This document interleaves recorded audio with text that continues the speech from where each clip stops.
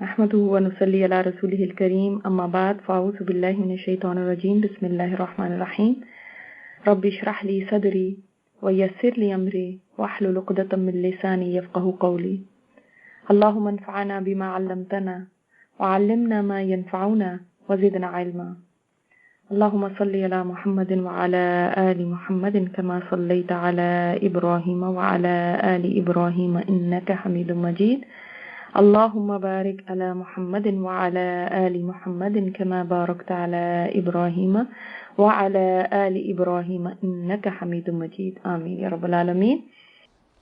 تو ہم نے یہ پڑھا تھا لاسٹ ٹائم کہ اس وقت اتنا انتظار نہیں کرنا چاہیے کہ دوسرے کو اب یہ کہیں کہ اب یہ اور اسلام کے ایسے احکامات سامنے لے کر آئیں جو ان کے لیے ان کو مشکل لگتے ہیں، بلکہ اگر کوئی آمادہ ہوتا ہے تو اس کو کلمہ پڑھا دیا جائے ایٹ لیسٹ، ٹھیک ہے، اس کے بعد انشاءاللہ تعالیٰ اسلام اس کے دل میں داخل ہو جائے گا کیونکہ یہ حق دین ہے. اب ہم نے دیکھا کہ جب ابو سفیان اسلام لے آئے تو حضرت عباس نے ایک ریکویسٹ کی تھی نبی صلی اللہ علیہ وسلم کو کے گھر کو ایسے بنایا جائے کہ وہاں جا کہ ان کو کوئی اعزاز دے دیں، کیونکہ یہ اعزاز پسند کرتے، کوئی آنرز پسند کرتے. سردار جو تھے تو آپ صلی اللہ علیہ وسلم نے پھر جہاں باقی جگہوں کو امن کی جگہ بنایا تھا وہاں پر ابو سفیان کے گھر کو بھی امن کی جگہ بنایا، ٹھیک ہے. اسی طرح جو لوگ حرم میں داخل ہو جائیں گے وہ بھی امن میں ہوں گے، جو لوگ اپنے گھر کا دروازہ بند کر لیں وہ بھی امن میں ہوں گے، جو ابو سفیان کے گھر میں داخل ہو جائیں وہ بھی امن میں ہوں گے، جو حضرت عباس کے گھر میں داخل ہو جائیں وہ بھی امن میں ہوں گے. اس طرح کچھ گھروں کو بھی آپ صلی اللہ علیہ وسلم نے امن کی جگہ قرار دیا. اور اس کے بعد آپ صلی اللہ علیہ وسلم نے حضرت عباس کو ایک تاکید کی تھی. آگے دیکھتے ہیں، پڑھتے ہیں، پھر انشاءاللہ ہمیں پتہ چلے گا. بسم اللہ الرحمن الرحیم. اسی صبح رسول اللہ صلی اللہ علیہ وسلم مکہ روانہ ہوئے اور حضرت عباس رضی اللہ تعالیٰ عنہ کو حکم دیا کہ ابو سفیان کو وادی کے تنگنائے پر پہاڑی کے ناکے کے پاس روکے رکھیں تاکہ وہاں سے گزرنے والی خدائی فوجوں کو ابو سفیان دیکھ سکے. یعنی پہاڑ پر ان کے ساتھ لے کے ان کو کھڑے ہو جائیں اور نیچے سے جب تنگ راستے سے فوجیں گزریں گی تو وہ خود نظارہ دیکھیں. اور خدائی فوجوں مطلب کیا کہ مسلمانوں کا. حضرت عباس رضی اللہ تعالیٰ عنہ نے ایسا ہی کیا. ادھر قبائل اپنے اپنے پرچم لیے گزرنے لگے. جب کوئی قبیلہ گزرتا تو ابو سفیان پوچھتا، عباس یہ کون لوگ ہیں؟ ان میں بتایا جاتا ہے کہ تقریباً 700 مہاجر تھے اور 4000 کے قریب انصار تھے. اس کے علاوہ باقی قبائل تھے جو ارد گرد کے تھے مدینہ کے. جواب میں حضرت عباس رضی اللہ تعالیٰ عنہ کہتے ہیں بنو فلاں، مثلاً بنو سلیم یا فلاں فلاں کون سا قبیلہ ہے وہ بتاتے. ابو سفیان کہتا مجھ کو بنو فلاں سے کیا واسطہ، یعنی وہ ان کو اتنا کچھ سمجھتا نہیں تھا نا کہ یہ کیا. یہاں تک کہ انصار کا دستہ گزرا جس کا پرچم حضرت سعد بن عبادہ اٹھائے ہوئے تھے. حضرت سعد بن عبادہ کون تھے؟ کن کے سردار؟ ہاں، حضرت کے سردار. انہوں نے کہا ابو سفیان آج خون ریزی اور مار دھاڑ کا دن ہے، الیوم یوم الملحمہ. انہوں نے فرمایا کہ شاید تھوڑا یہ بھی وجہ ہو سکتی ہے کیونکہ یہ انصار تھے اور مہاجرین کی زیادہ ہمدردیاں، یعنی ان کے ظاہر ہے ان کے خاندان تھے یہاں پہ، وہ ہمیشہ سے یہاں پہ رہتے. جو باہر والا ہوتا ہے اتنا اس کو نہیں ہوتا، تو انہوں نے آگے سے یہ کہا کہ آج خون ریزی اور مار دھاڑ کا، کیونکہ ہر ایک کو یہ گرج تو تھا کہ انہوں نے نبی صلی اللہ علیہ وسلم کو یہاں سے نکالا ہے. آج کعبہ حلال کیا جائے گا. حلال کیا جائے گا مطلب کیا کہ پہلے تو یہ حرام ہے یہاں پہ خون ریزی، تو آج حلال ہو جائے گی. It was a big thing, right? ابو سفیان نے کہا عباس پامالی کا دن مبارک ہو، یعنی اب انہوں نے کہا کہ دیکھو آج تو ہماری تباہی ہے. پھر رسول اللہ صلی اللہ علیہ وسلم اپنے سب دستے میں تشریف لائے. آپ مہاجرین اور انصار کے درمیان فروکش تھے. یہاں صرف لوہے کی باڑ دکھائی پڑ رہی تھی، یعنی اتنی زیادہ آرمرز جو زریں تھیں آپ صلی اللہ علیہ وسلم کے ارد گرد، اتنے صحابہ تھے، انہوں نے ساروں نے جنگی لباس پہنا ہوتا ہے، ایسا لگ رہا تھا لوہے کی ایک باڑ ہے، فینس اراؤنڈ ہم، جس کے اندر وہ جا رہے ہیں. سبحان اللہ. ایک وہ دن تھا جب آپ صلی اللہ علیہ وسلم نکلے، وہ دن کو یاد کریں، اور کیسے تنے تنہا ایک بندے کے ساتھ. اور آج یہ کہ اتنے صحابہ جو جانیں نچھاور کرنے کو، اور ایسا لگ رہا ہے کہ لوہے کی بات اتنی چمک اور اتنی وہ تھی، اور آل اسٹیل جیسے آئرن اراؤنڈ ہے، اتنا زیادہ ان کے ساتھ صحابہ کا وہ تھا. ابو سفیان نے کہا سبحان اللہ عباس یہ کون لوگ ہیں؟ حضرت عباس نے کہا یہ انصار و مہاجرین کے جلوہ میں رسول اللہ صلی اللہ علیہ وسلم تشریف فرما ہیں۔ ابو سفیان نے کہا بھلا ان سے محاذ آرائی کی کسے طاقت، یعنی اب کون ان کا مقابلہ کر سکتا ہے، ان سے تو کوئی بھی نہیں لڑ سکتا۔ تمہارے بھتیجے کی بادشاہت تو بڑی زبردست ہو گئی۔ حضرت عباس نے کہا یہ نبوت ہے۔ ابھی بھی ان کو یہ نہیں سمجھ آئی، ابھی بھی کہہ رہے ہیں بادشاہت۔ اس نے کہا اب تو جی ہاں۔ پھر اس نے رسول اللہ صلی اللہ علیہ وسلم کو حضرت سعد رضی اللہ تعالیٰ عنہ کی بات بتلائی۔ آپ نے فرمایا سعد نے غلط کہا ہے، آج کعبہ کی تعظیم کی جائے گی، آج کعبہ کو غلاف پہنایا جائے گا، اور پرچم حضرت سعد سے لے کر ان کے صاحبزادے قیس کے حوالے کر دیا۔ کیوں؟ کہ انہوں نے ایسی بات کی تھی۔ اس سے پتہ چلتا ہے نبی صلی اللہ علیہ وسلم نے اس بات کا نوٹس لیا اور ان کو ان کے بیٹے کے حوالے پرچم کر دیا۔ لیکن آپ یہ نہیں دیکھیں گے آگے کہ حضرت سعد نے کہیں اس چیز کو برا مانا ہو، مجھ سے کیوں لے لیا، یہ تو مجھے دیا ہوا تھا، میری کتنی بے عزتی ہو گئی، سب لوگوں کے سامنے میرے سے لے کے تو ان کو دے دیا، سب کو پتہ بھی چل گیا پہلے تو پرچم اس کے پاس تھا۔ ہاں بالکل۔ تو یعنی یہ بات وہ انا کا مسئلہ بنا کے نا، تو وہ کچھ گرج دل میں رکھ لیتے، چلو الگ نہیں بھی ہوتے تو بعد میں کسی وقت وار کریں گے۔ ہم لوگ تو ایسا ہی کرتے ہیں نا، ہم سے کبھی عہدہ یا کرسی چھوڑا نہیں جاتا، کوئی بھی ٹائٹل ہمیں مل جائے تو ہم کہتے ہیں چاہے وہ چھوٹا سا ہی کیوں نہ ہو، ہم کہتے ہیں ہائے مجھ سے لے لیا، مجھ سے کیوں لی یہ پوزیشن، چاہے وہ ہم کہہ رہے ہو ہم اللہ کی خاطر ہی کیوں نہیں کر رہے، لیکن ہم سے چھوڑا نہیں جاتا، اور پھر ہم اس کو مائنڈ کر لیتے ہیں اور کہتے ہیں ہم تو نہیں آئیں گے کلاس میں کیونکہ آپ نے ہم سے یہ کیوں لیا۔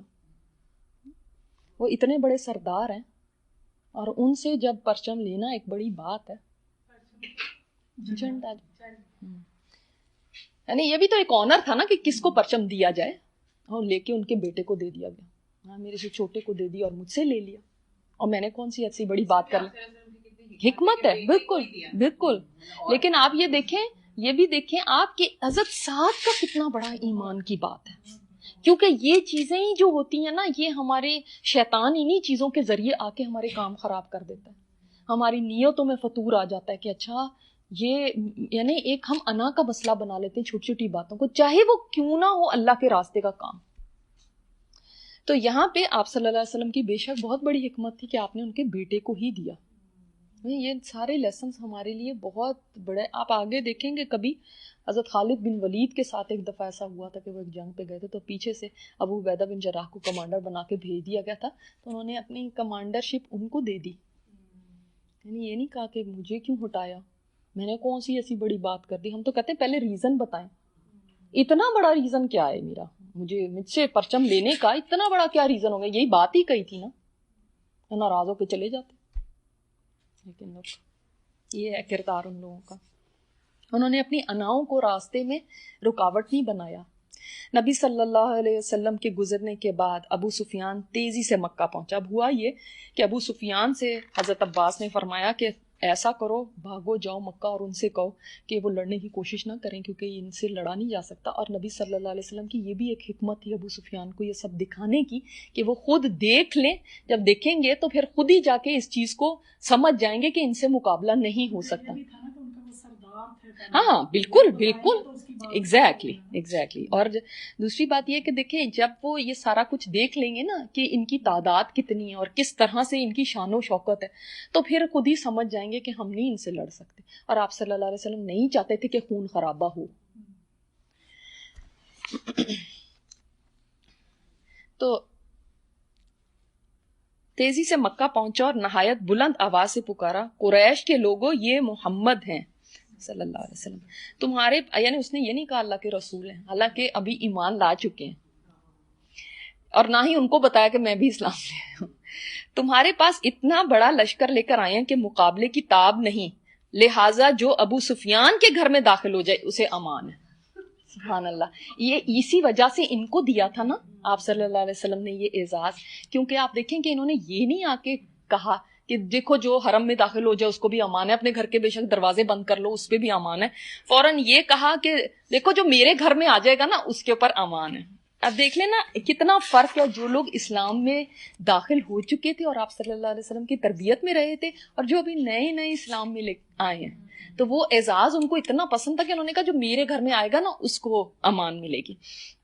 اچھا اب اس کے بارے میں تھوڑا سا آپ کو بتا دوں کہ یہ بات سن کے اس کی بیوی ہند جو تھی، اور کراؤڈ ایک دم جمع ہو گیا، یہ گھوڑا دوڑا رہا تھا گلیوں میں ابو سفیان، اور اس نے سارے اعلان کرنا شروع کر دیا کہ اس طرح سے وہ آ گئے ہیں اور اب تم اس کا مقابلہ نہیں کر سکتے. اب لوگ ایک دم پینک ہو گئے کہ ہوا کیا ہے. اور لوگوں نے آگے سے کہا، یہاں پہ یہ بات پڑھ کے پھر میں آپ کو بتاتی ہوں، لوگوں نے کہا تجھ پہ اللہ کی لعنت، تیرا گھر ہمارے کتنے آدمیوں کے کام آ سکتا ہے، یعنی ہم کتنے تیرے گھر میں فٹ ہوں گے. اب ان کے اندر ہند بن عتبہ بھی تھی، یعنی اس کی بیوی، بڑے تیش میں اٹھی اور اس کی داڑھی پکڑ کے بولی، وہ سارا مجمع کراس کرتی ہوئی اس کی داڑھی پکڑ لی اس نے، جا کے مار ڈالو اس مشق کی طرح چربی سے بھرے ہوئے پتلی پنڈلیوں والے کو، معلوم نہیں یہ کیا بک رہا ہے. ہند نے اپنے شوہر کو اور بھی بہت کچھ برا بھلا کہا. لوگ سٹ پٹا کر جمع ہو گئے کہ خدا جانے ان دونوں کو کیا ہو گیا. یعنی اتنا زیادہ ایک دم پینک ہو گیا، شی کونٹ بلیو دس کہ یہ سب ہو رہا ہے. اور یہ وہ وقت تھا کہ مکہ والوں کو پتا چلا کہ وہ جسٹ باہر آ چکے ہیں. اللہ تعالیٰ نے آپ صلی اللہ علیہ وسلم کی دعا کو ایسے قبول فرمایا کہ ان کو ابھی تک خبر نہیں تھی کہ یہ یہاں پہنچ چکی ہیں. ہاں ہمیشہ خبر، لیکن اللہ جس چیز کو چاہے، آپ کے سامنے کوئی چیز ہوتی ہے نا، اللہ تعالیٰ پردہ ڈال دیتا ہے. اور کئی دفعہ آپ دنیا میں بھی دیکھیں، کئی لوگوں کو لوگ ڈھونڈتے ہیں، کئی چیزوں کو ڈھونڈتے ہیں تو وہ نہیں ملتے، چاہے ان کی ناک کے نیچے ہوں. تو اللہ تعالیٰ نے جس کا پردہ رکھنا ہے یا جس کو چھپا کے رکھ دینا ہے، پھر اس کو چاہے کتنے بھی تلاش کرتے ہیں کچھ. اس سے ہمیں یہ بھی سبق ایک ملتا ہے.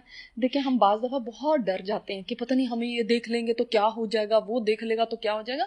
اگر اللہ تعالیٰ آپ کو ایسے کنسیل کر لے کہ کسی کی نظروں میں آپ آئیں ہی نہیں، تو آپ کو کوئی بھی نقصان نہیں پہنچا سکتا.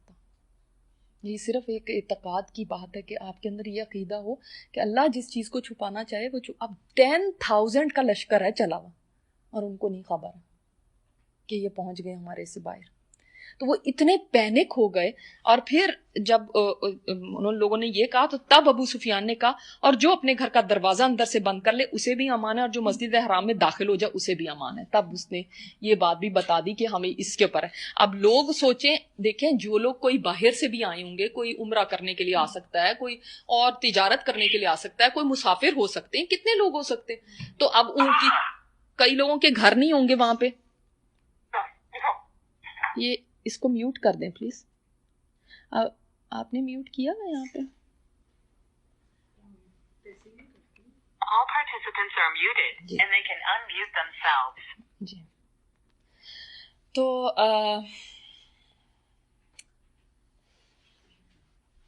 جب یہ ہند نے ایسی بات کہی اور اس طرح سے، تو پھر ابو سفیان نے تب بھی لوگوں سے کہا کہ تمہاری بربادی ہو، محمد صلی اللہ علیہ وسلم ایسا لشکر لے کر آئیں جس کے مقابلے کی تمہیں تاب نہیں ہے، تو اس کی باتوں میں نہ آنا اس عورت کی، تو اس لیے تم میری بات مانو کہ مقابلہ نہ کرنا.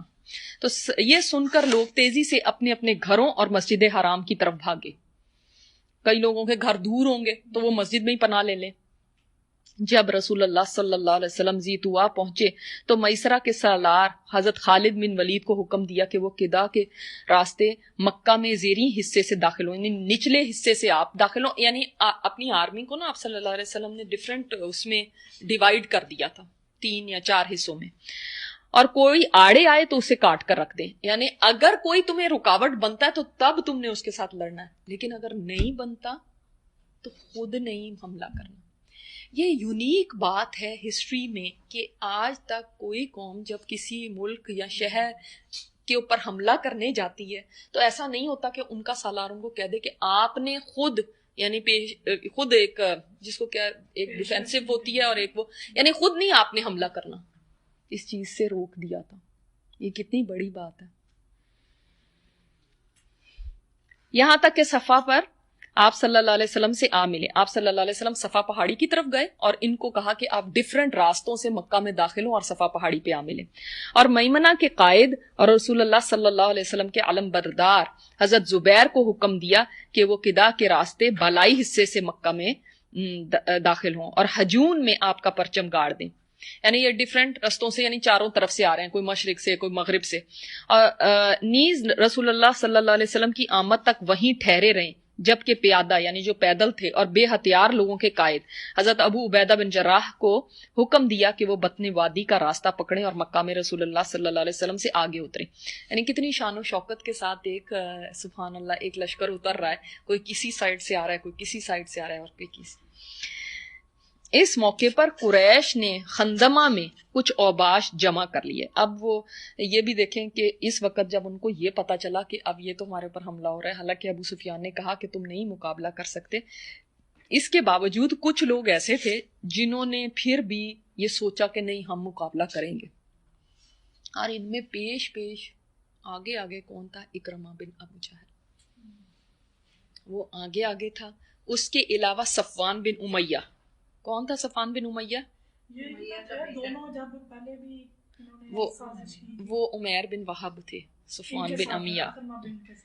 اکرمہ تو تھا ہی نہیں, اکرمہ تو تھا ہی نہیں. صفوان بن امیہ اور عمیر بن وہب تھے وہ.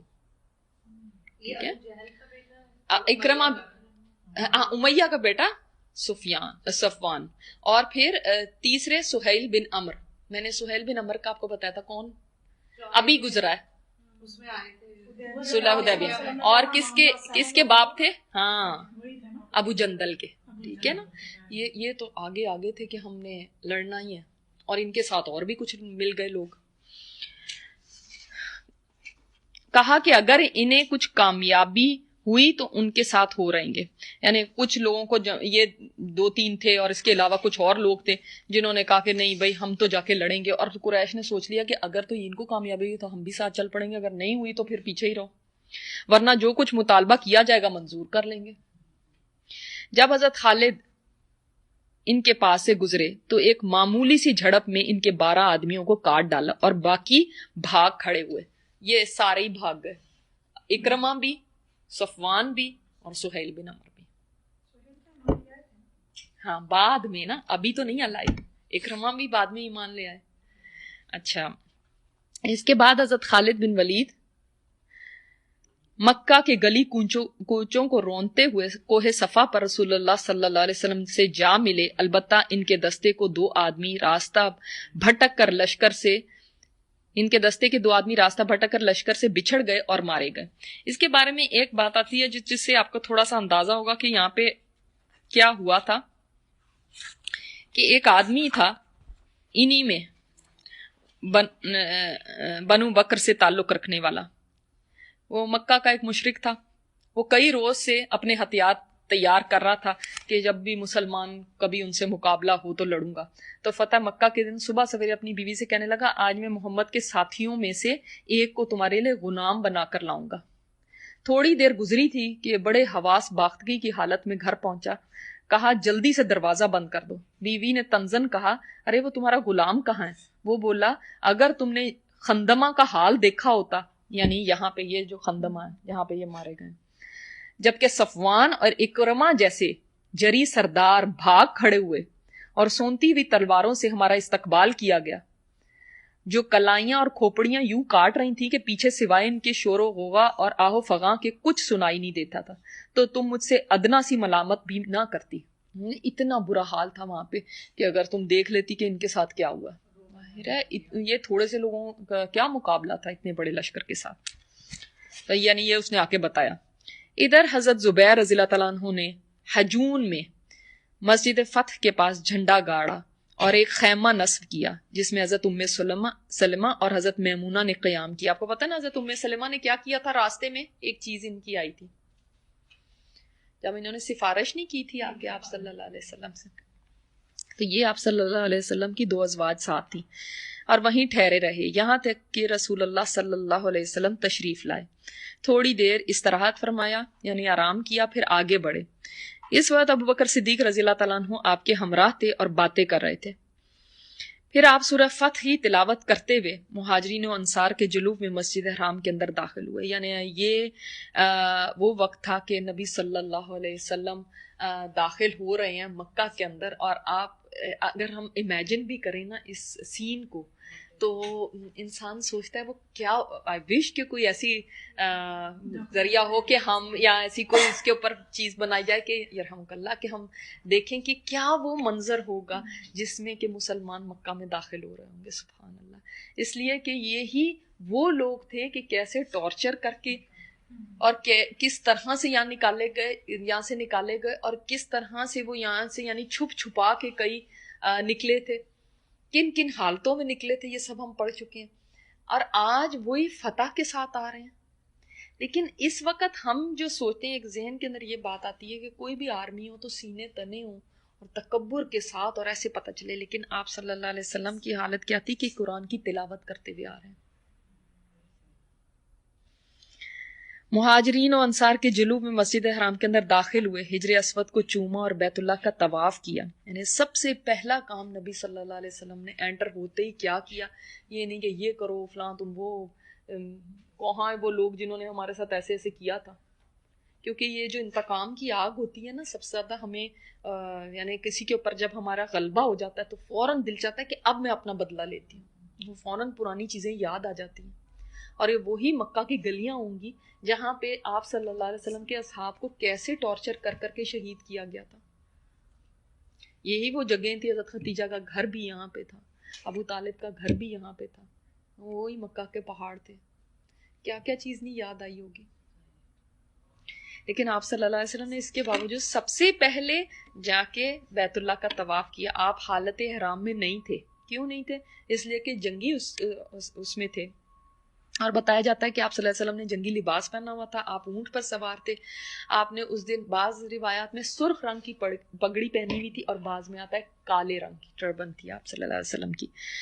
اور آپ کی حالت یہ تھی کہ جس وقت نبی صلی اللہ علیہ وسلم داخل ہو رہے تھے تو اتنا آپ صلی اللہ علیہ وسلم کا سر مبارک جھکا ہوا تھا کہ آپ کی داڑھی کے بال جو تھے وہ اونٹ کے کجاوے کو لگ رہے تھے.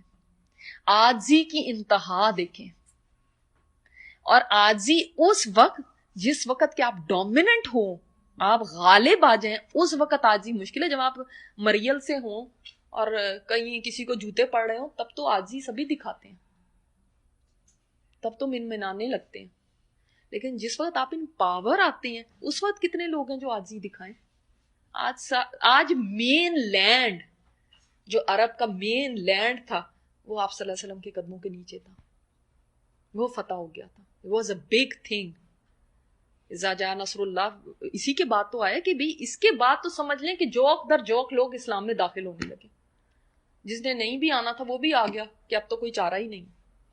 تو سمجھ لیں کہ آپ صلی اللہ علیہ وسلم کو کے لیے ایک یعنی پوری سیرت میں آپ دیکھ لیں this was the victory، جو ایک سمجھ لیں فائنل ایک چیز تھی.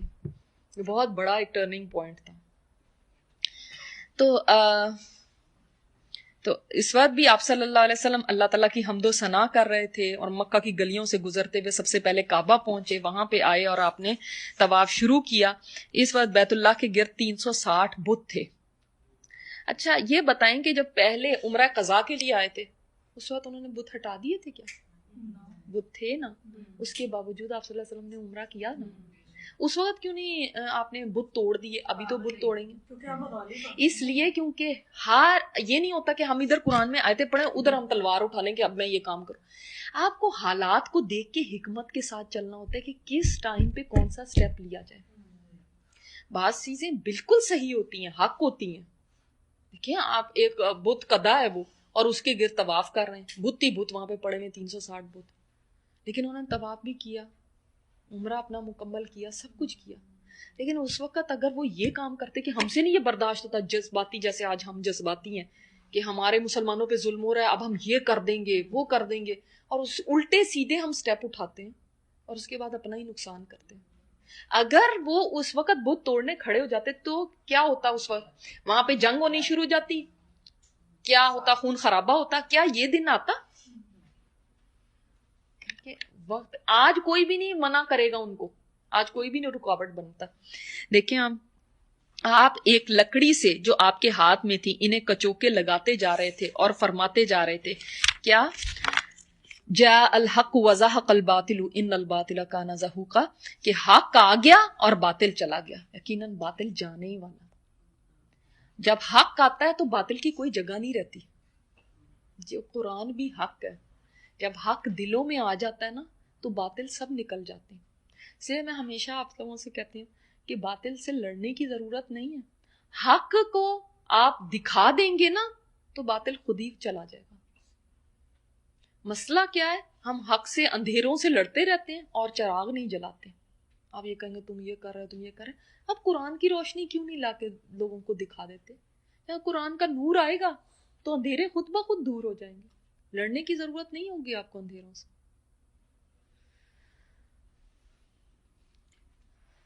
جاء الحق وما یبدی الباطل وما یعید, حق آ گیا اور باطل کی چلت پرت ختم ہو گئی. اس ضرب سے بت اپنے چہروں کے بل گرتے جا رہے تھے. یعنی اب آپ صلی اللہ علیہ وسلم صرف وہ لکڑی کی ایسے نوک لگاتے تھے اور بت گرتے چلے جا رہے تھے اپنے چہروں کے بل. سبحان اللہ.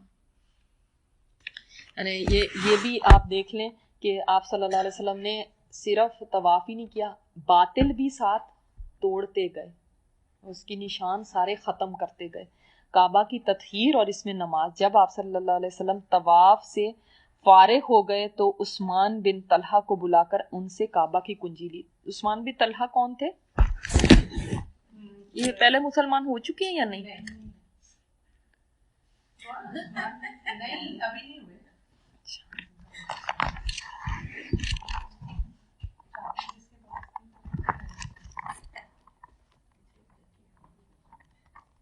پیچھے ذرا جائیں.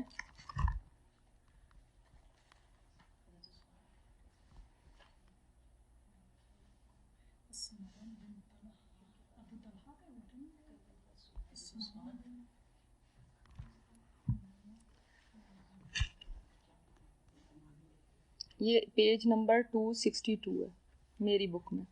بادشاہ اور عمراء کے نام خطوط سے پہلے. یہ بات میں نے بہت دفعہ آپ لوگوں کو بتائی ہے نا, جب آپ صلی اللہ علیہ وسلم نے فرمایا تھا کہ مکہ نے اپنے جگر گوشوں کو تمہارے حوالے کر دیا. ہاں جی, یہ اب میں ٹیسٹ میں دوں گی. حضرت خالد بن ولید ہی صرف یاد ہے, لیکن ان کی فیملی کے اندر چل رہی تھی نا چابی. ہمیں پتہ ہے کہ یہ وہ تھے کہ جب آپ صلی اللہ علیہ وسلم مکہ میں تھے نا تو ایک دفعہ ان سے آپ صلی اللہ علیہ وسلم نے چابی مانگی تھی کہ کعبہ کا دروازہ کھول دو, تو انہوں نے کہا تھا کہ میں نے نہیں دینی, میں نے نہیں کھولنا. تو آپ صلی اللہ علیہ وسلم نے فرمایا تھا کہ ایک دن وہ بھی ہوگا کہ میرے ہاتھ میں چابی ہوگی, اور وہ دن آ گیا. تو ان سے فرمایا کہ آپ کعبہ کی کنجی لی اور اسے کھولنے کا حکم دیا. یہ آپ کو پتہ ہے نا, جب ہم نے شروع میں بالکل پڑھا تھا کہ کعبہ کی کنجی کسی کے ہاتھ میں ہوں گی, سقایا کوئی ہوں گے, کوئی پانی پلائیں گے, کوئی کچھ, اس طرح سے سارے ڈسٹریبیوٹ ہوئے تھے کام. پھر اس میں جو بت تھے انہیں نکلوا کر توڑوا دیا, اور جو تصویریں تھیں انہیں مٹوا دیا. کعبہ کے اندر بھی بت تھے اور اندر بھی تصویریں بنی ہوئی تھی. یعنی آپ اس سے اندازہ کریں کہ ان لوگوں نے ابراہیم علیہ السلام اور اسماعیل علیہ السلام کی پکچرز بنائی ہوئی تھی, ان کے ہاتھوں میں تیر دیے ہوئے تھے. اور اس وقت آپ صلی اللہ علیہ وسلم نے بھی فرمایا تھا کہ یہ کیسے لوگ ہیں, فرمایا ان لوگوں کے بارے میں کہ اللہ ان مشرکوں کو ہلاک کرے. اللہ کی قسم ان کو اچھی طرح پتہ ہے کہ ابراہیم اور اسماعیل نے کبھی ان تیروں کے ذریعے قسمت معلوم کرنے کے لیے فال نہیں نکالی. اب وہ بتایا تھا نا کہ یہ لوگ تیر جو تھے ان کے جیسے ایک طرح کی یہ تھی کہ ابراہیم اور اسماعیل علیہ السلام بھی تیروں سے فال نکالتے تھے, لہٰذا ہم بھی تیروں سے فال نکالیں گے کہ یہ کام کرنا ہے یا نہیں کرنا, تو اس کی فال نکالتے تھے.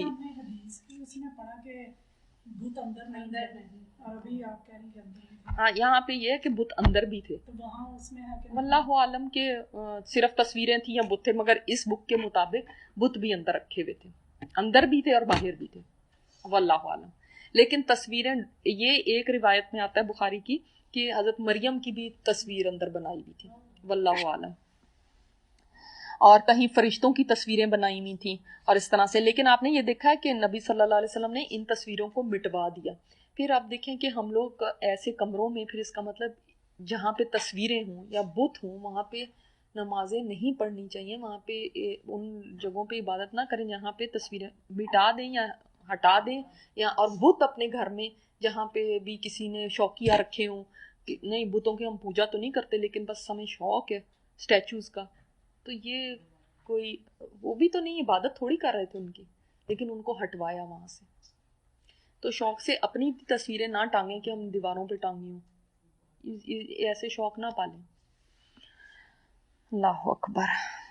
اس کے بعد آپ صلی اللہ علیہ وسلم اسامہ بن زید اور بلال رضی اللہ تعالیٰ عنہ اندر داخل ہوئے اور دروازہ بند کر لیا. پھر دروازے کے مقابل کی دیوار کے رخ سے 3 ہاتھ کے فاصلے پر کھڑے ہوئے. کیا مطلب؟ کس ڈائریکشن میں آپ صلی اللہ علیہ وسلم نے نماز پڑھی تھی؟ دروازے کے مقابل کی دیوار کے رخ. یس، اپوزٹ دا ڈور. جو ڈور ہے اس کے اپوزٹ جو دیوار ہے اس سے 3 ہاتھ پیچھے کھڑے ہو کے اس یعنی ڈائریکشن میں، یعنی جب جب انٹرنگ دا ڈور ہے تو جسٹ فرنٹ والی ڈور پہ، جسٹ انٹر ہو کے ہی سامنے.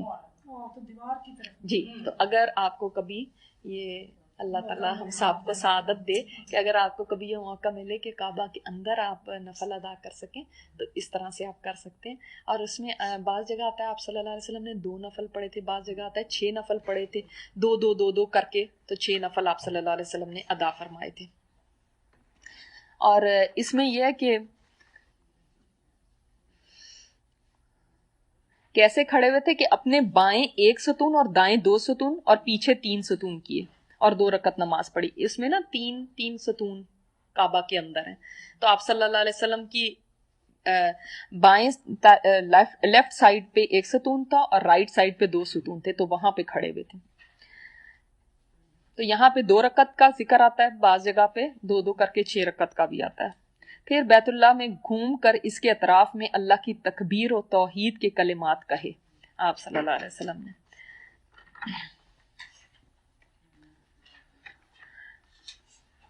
اس کے بعد آج تم پر کوئی سرزنش نہیں. پھر آپ صلی اللہ علیہ وسلم نے دروازہ کھولا. قریش مسجد حرام میں صفیں لگائے کھچا کھچ بھرے ہوئے تھے. یعنی اب آپ سوچیں گے کیا وہ سین ہوگا کہ آپ صلی اللہ علیہ وسلم اور دروازے میں کھڑے ہیں اور قریش سارے وہاں پہ جمع نا، وہ بھی اور باقی بھی سارے جمع ہو گئے. اب تو یعنی کوئی وہ نہیں ہو رہی نا، وہ تو جب ہاں قریش نے اس کو اونچا بنوایا تھا اس لیے تاکہ ہر کوئی انٹر نہ ہو سکے. جب آرمی اندر آ رہی تھی اس وقت تھا نا خطرہ کہ بھئی اب کوئی جب سارے امن لے لیں. اب تو کوئی لڑ نہیں رہا، اب تو سب یعنی کام ہو گئے ہیں سارے حالات، تو اب سارے جمع ہو گئے ہیں دیکھنے کے لیے کہ کیا ہو رہا ہے. اچھا آپ صلی اللہ علیہ وسلم دروازے کے دونوں بازو پکڑ کر آپ نے ایک بلیغ خطبہ دیا. اور آپ صلی اللہ علیہ وسلم کا خطبہ کیا تھا وہ بھی میں آپ کو بتانا چاہتی ہوں. اور ہمارے لیے اس میں بڑی رہنمائی ہے جو آپ صلی اللہ علیہ وسلم نے سب سے پہلی باتیں فرمائی تھی. پہلے یہاں پہ بتا دوں، جس میں اسلام کے بہت سے احکام بیان کیے، امور جاہلیت کو ساکت کیا. ساکت کیا کا مطلب ہے یعنی اب ان کو ختم ہو گئے ہیں، وہ مٹا دیا ان کو. اور ان کی نخوت کے خاتمے کا اعلان کیا. یعنی اس کی یعنی جو قریش میں جو تکبر تھا، بہت ایروگنس تھی، اس کو یعنی اب سے قریش جو اپنے آپ کو کس چیز کا ان کو تکبر تھا؟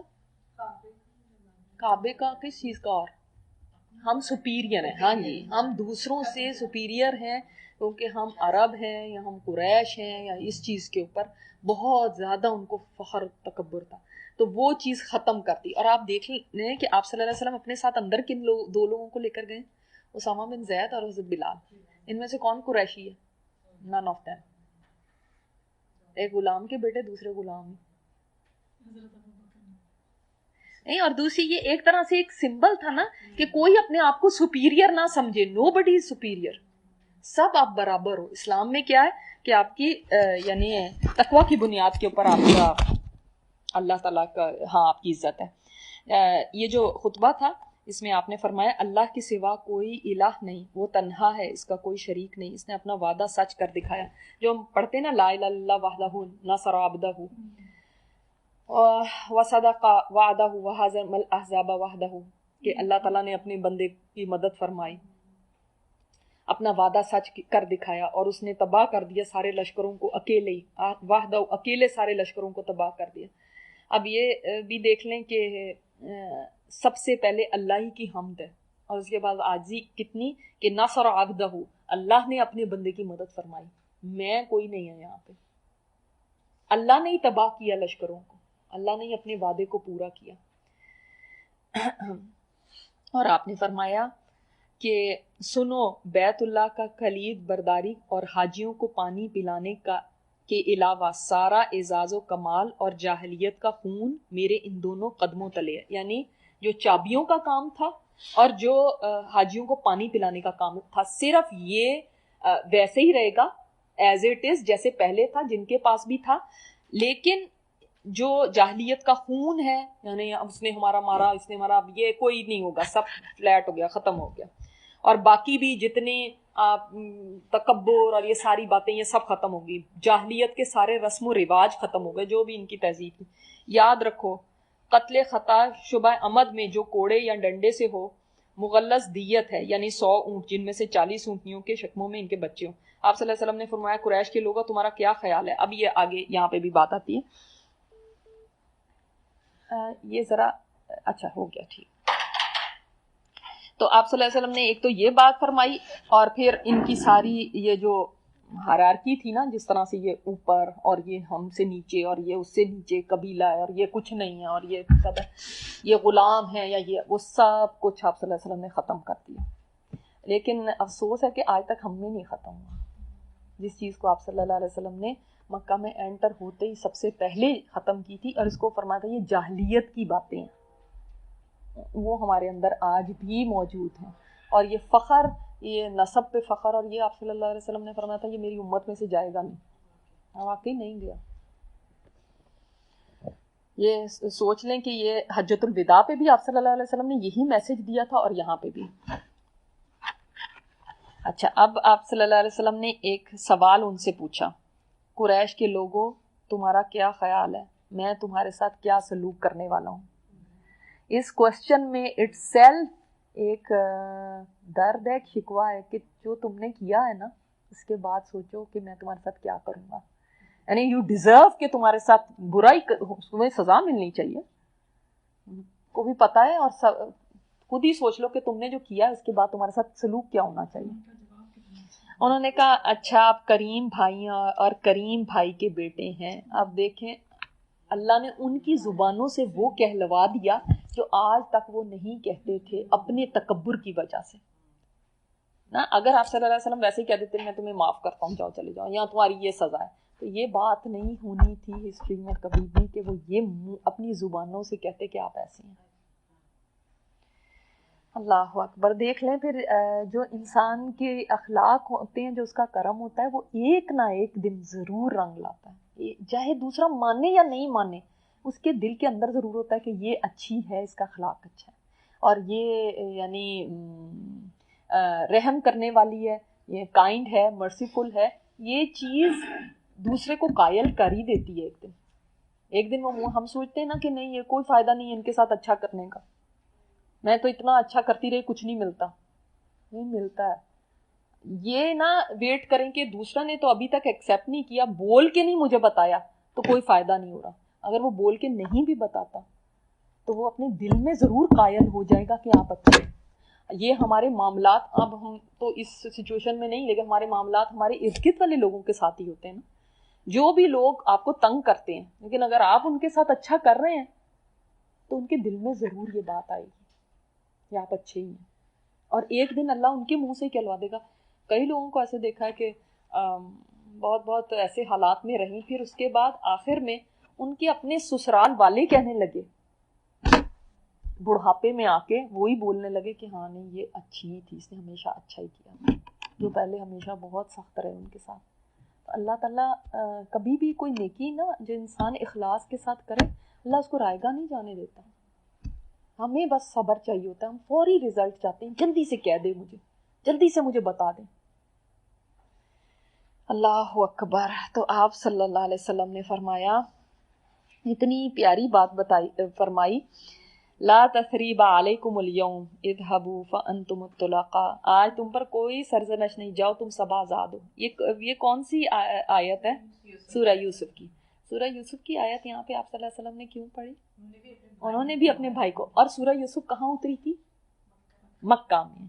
مکہ میں اتری تھی. اللہ تعالیٰ نے اس وقت آپ صلی اللہ علیہ وسلم کو یہ اشارہ دے دیا تھا کہ جیسے یہ آپ کے ساتھ کر رہے ہیں اسی طرح یوسف علیہ السلام کے بھائیوں نے ان کے ساتھ کیا تھا. لیکن جیسے ایک دن یوسف علیہ السلام کو فتح ملی تھی اور ان کے بھائی ان کے آگے جھک گئے تھے، اسی طرح یہ تمہارے آگے ایک دن سر جھکائے کھڑے ہوں گے.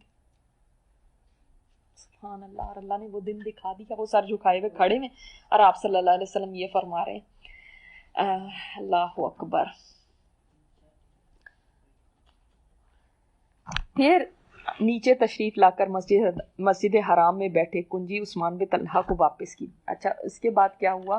جب آپ صلی اللہ علیہ وسلم نیچے تشریف لائے تو حضرت علی آپ صلی اللہ علیہ وسلم کے پاس آئے اور انہوں نے فرمایا کہ جو حاجیوں کو پانی پلانے کا کام ہے اور جو چابی کا کام ہے نا, یہ آپ جمع کر دیں اور ہمیں ہی دے دیں یہ کام نا. تو آپ صلی اللہ علیہ وسلم خاموش رہے. اب دیکھیں کہ یہ پرانا ان کے پاس ہی چلا آ رہا ہے یہ کام, اور یہ بھی بہت آنریبل کام تھا جس کے پاس ہوتا.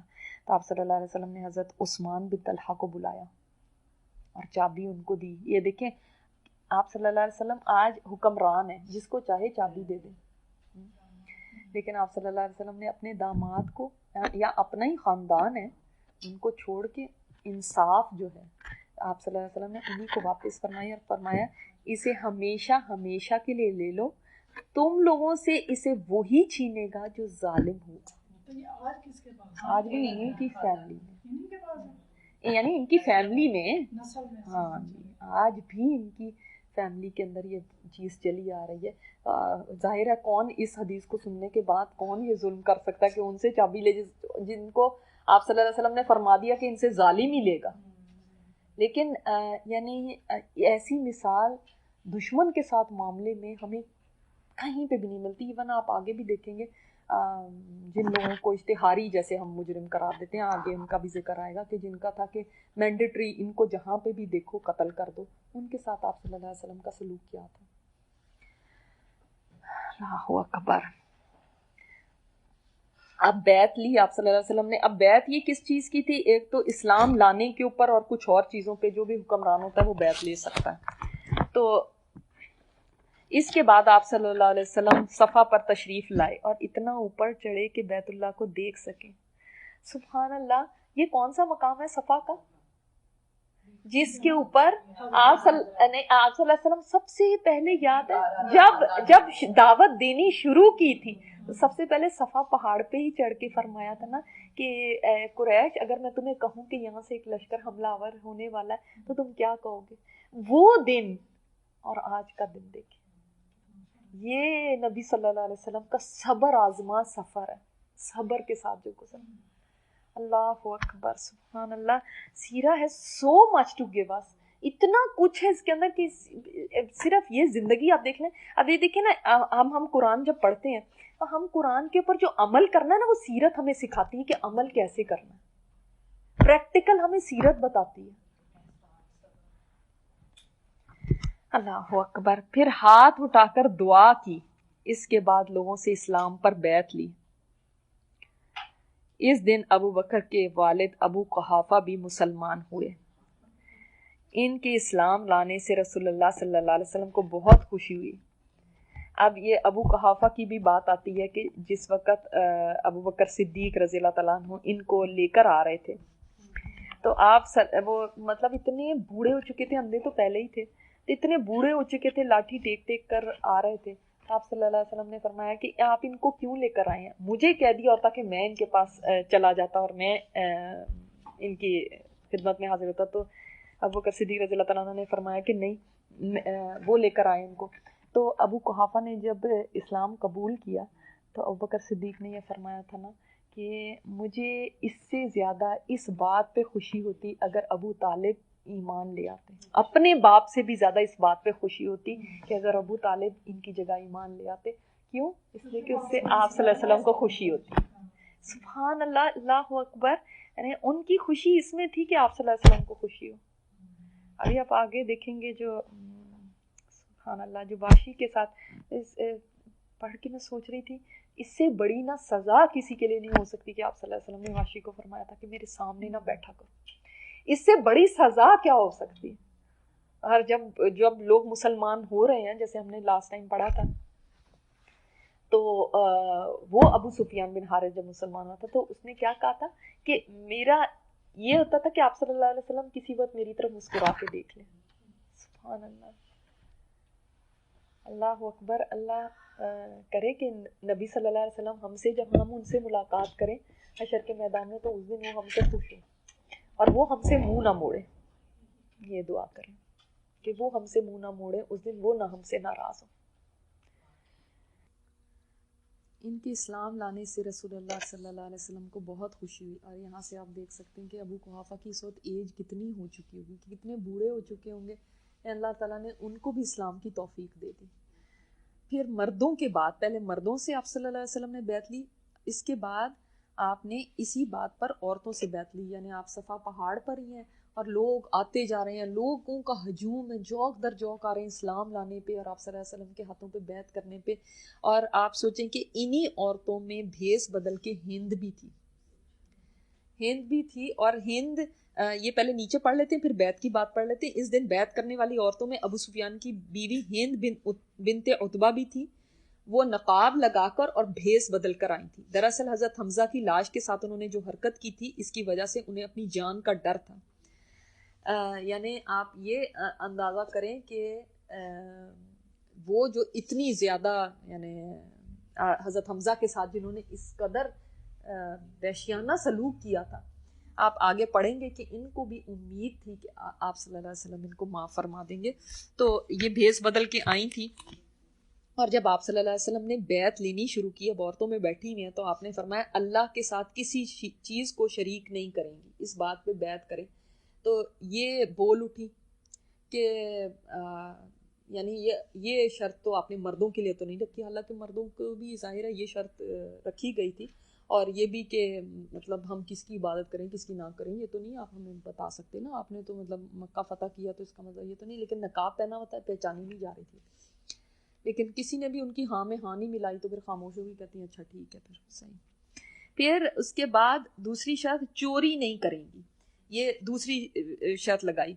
تو اس پر ہند پھر بول پڑی کہ ابو سفیان تو بڑا بخیل آدمی ہے, اگر میں اس کے مال میں سے کچھ لے لوں تو اب تو کیا ہو, اب پتہ چل گیا کہ یہ وہ ہے. اب ابو سفیان بھی وہیں موجود ہے, تو ابو سفیان, اب اس سے پتہ چلتا ہے کہ کتنی ایک یعنی ایسی پینک کی سچویشن. اب سوچیں کہ اس کو پتا ہے کہ اس نے کیا کیا ہوا ہے میری بیوی نے, اور یہ نہ ہو کہ ابھی اس کا ساری طرح وہ ایک دم اس کے اندر نا کہ مطلب حالات جیسے صحیح کام ڈاؤن کرنے کے لیے کہ نہیں جو تو پہلے ہو چکا ہے وہ ہو چکا ہے, وہ میری طرف سے حلال ہے تمہاری. اب اگر یہ یہاں پہ ایک پھڈا لگا کے بیٹھ جائیں گے تو پھر کیا یہ نا, ان کو بھی پتا چل گیا کہ اس کی تو یعنی سیکرٹ جو ہے نا کھل گئی ہے. یہ سن کر آپ صلی اللہ علیہ وسلم مسکرانے لگے. آپ نے ہند کو پہچان لیا, فرمایا اچھا تو تم ہند ہو؟ بولی جی ہاں. اے اللہ کے نبی, پچھلے دنوں میں جو کچھ ہو چکا اسے معاف کر دیں, اللہ آپ کو معاف کر دے. وائز عورت تھی بڑی. اس آپ صلی اللہ علیہ وسلم لیکن خاموش رہے. آپ نے کچھ یہ نہیں کہا کہ ہاں ٹھیک ہے تمہیں معاف کر دیا, یا آپ صلی اللہ علیہ وسلم نے یہ نہیں کہا کہ نہیں تمہیں تو سزا ملے گی, کچھ بھی نہیں. آپ دیکھیں گے آگے بھی جو چیزیں نبی صلی اللہ علیہ وسلم کو نہیں پسند ہے نا, اس کے پر نہ تو ایک دم ریئیکشنری ہے کہ فوراً پھٹ پڑے, نہ بہت ہی انسان تو ہے نا, نہ بہت ایسی ہیں کہ بھئی نہیں چلو تمہیں معاف کر دیا تم بھی جاؤ تمہیں نہیں. خاموشی. اس لیے کیونکہ جو اس عورت نے جو کیا تھا وہ سوچیں گے. اس وقت میں نے آپ کو بتایا تھا نبی صلی اللہ علیہ وسلم کی کیا حالت تھی, اور حضرت حمزہ آپ کو کتنے پیارے تھے. اور انسان اپنے اوپر بعض دفعہ باتیں سہ لیتا ہے, لیکن جو اپنا پیارا ہوتا ہے نا اس کے اوپر کوئی بات کرے تو وہ نہیں سہی جاتی. تو یہ اس کا جرم کوئی چھوٹا نہیں تھا.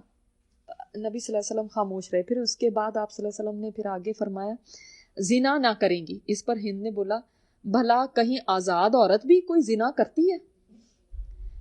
اب یہ دیکھیں, اس سے پتہ چلتا ہے کہ ان لوگوں میں چاہے کتنے بھی یعنی گراوٹ ہو گئی تھی, لیکن یہ چیزیں ان کے اندر بھی وہ تھیں کہ آزاد عورت جو یعنی خاندانی, آزاد عورت سے مراد ہے کہ جو خاندانی شریف عورتیں وہ یہ کام نہیں کرتی. تو آج ہی ایتھکس ختم ہو گئے ہیں اور اس طرح کی چیزیں ہو گئی, اتنی بے راہ و روی ہو گئی ہے کہ کوئی نہ خاندان کا لحاظ ہے نہ کچھ ہے. لیکن اس زمانے میں بھی سوچیں اس چیز کا لحاظ تھا. پھر اپنی اولاد کو قتل نہیں کریں گی, اس کے اوپر بیعت.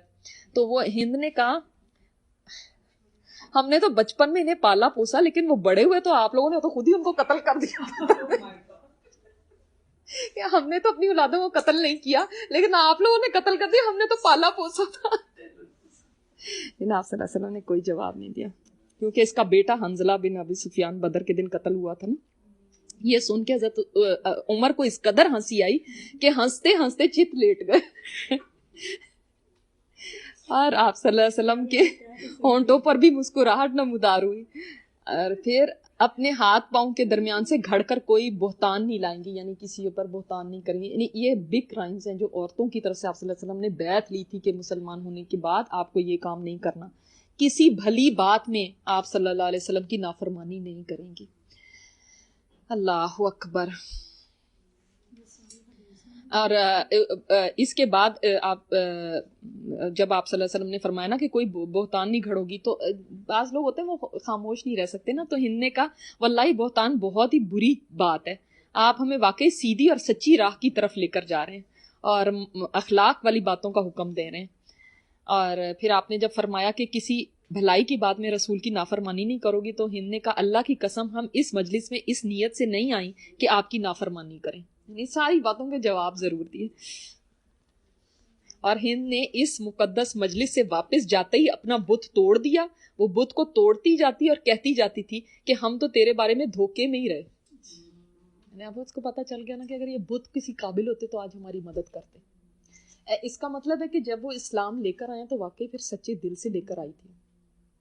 और दूसरी ये कि हमें ये भी पता चलता है कि वाकई वो बिलीव करते थे कि ये बुत हमारी मदद करते हैं। ऐसे ही नहीं था कि वो ये सोच रहे हैं कि नहीं करते। और तो उन्होंने कहा, जब इनकी बैत पूरी हो चुकी तो उन्होंने कहा ए अल्लाह के रसूल, रुए ज़मीन पर कोई खैमा ऐसा नहीं था जिसका जलील होना मुझे आपके खैमे वालों से बढ़कर पसंद रहा हो, और अब रुए ज़मीन पर कोई खैमा ऐसा नहीं कि इसका अजीज़ होना मुझे आपके खैमे वालों से बढ़कर पसंद हो।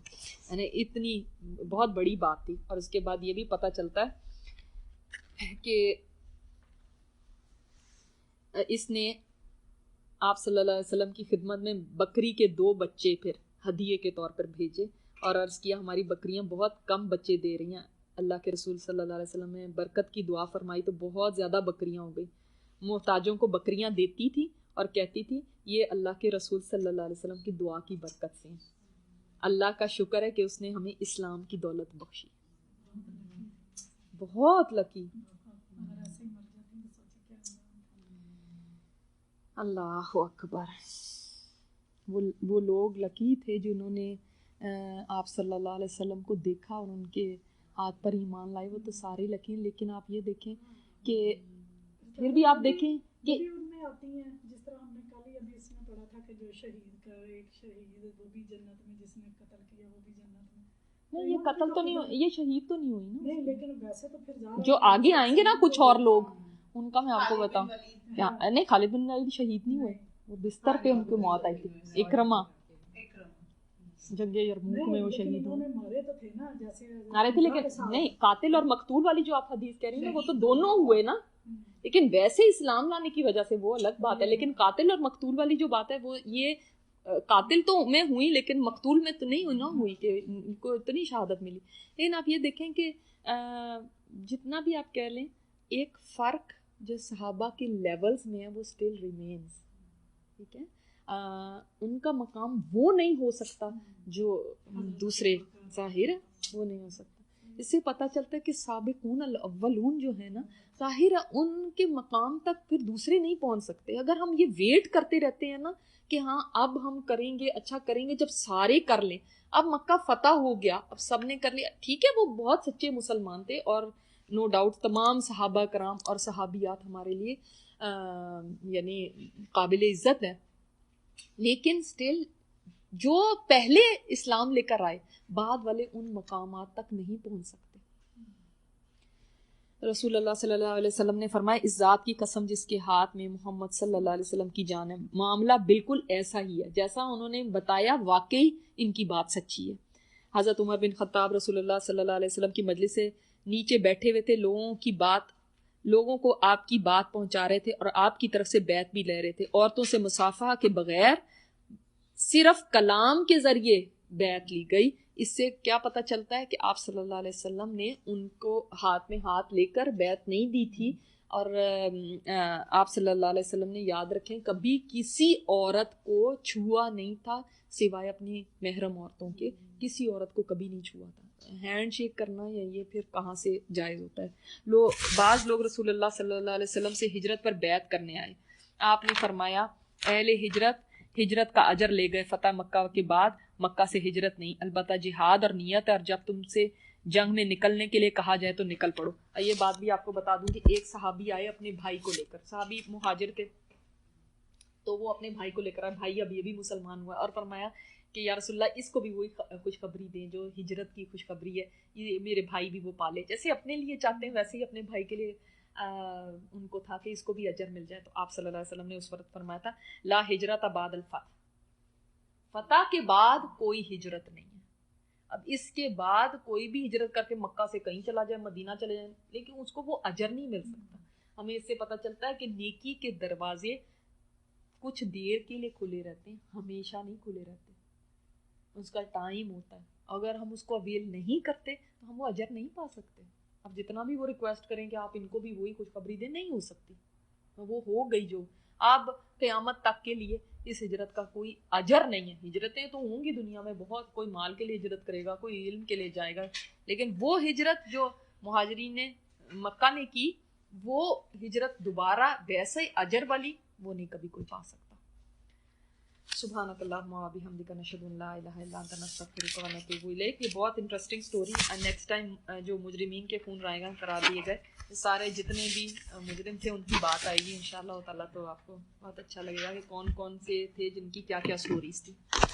ربنا تقبل منا انک انت السمیع العلیم وتب علینا انک انت التواب الرحیم. صلی اللہ تعالیٰ علی خیر خلقہ محمد وعلی آلہ وصحبہ اجمعین برحمتک یا ارحم الراحمین, آمین یا رب العالمین.